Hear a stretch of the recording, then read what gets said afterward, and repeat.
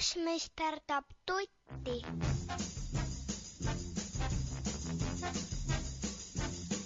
Kas kohe ongi minu sünnipäev? Jah, Juss, juba 1 nädala pärast.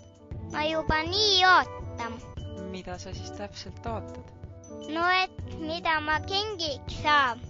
Ja seda ka, et midagi põnevat juhtub. Tere, vanaema! Tere, Juss ja Ellen! Mis asja te siin ka arutate? Vanaema, ma tahan, et mu sünnipäev oleks kõikidel külalistel hästi tore. Meister tasis neile kingitused. Aga vanaema sünnipäeva saab ju hoopis minu kingitusi. Seda küll, aga mõtle, kui tore, kui sa midagi vastu kingiksid.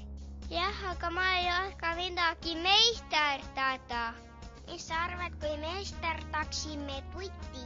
Mis tutiga? Selle, mis mütsi otsa käib?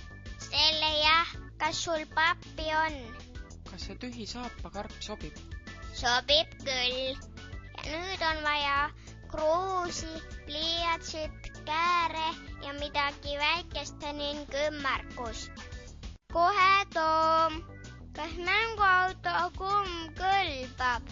Kõlbab küll. Nüüd joonista kruusi abil 2 suurt rõngast ja sinna sisse 2 väikest rõngast. Tehtud! Ja nüüd lõika need välja nii, et need tuleksid nagu rattad. Mul ei tule välja, imepalu, ma ei taa. Kohe. Teil läheb vist lõnga ka vaja. Ma kohe toon lõngakorvi siia. Vanaema, vaata, kui suured silmad mul on. Vaata, kui suured kõrvad mul on. Siin need lõngad ongi. Juss, kas sa tahad ühevärvilist või kirjututti? Oota, teeme kõigepealt mõmmile. See peab olema kollase pruuni kerju. Nii, Juss. Võta nüüd pikk jupp lõnga ja hakka seda rõnga ümber kerima. Juba kerim. Oi, otsa sai. Nüüd võta see teine lõng ja keri veel mitu ringi, kuni rõngas hästi paks saab. Valmis.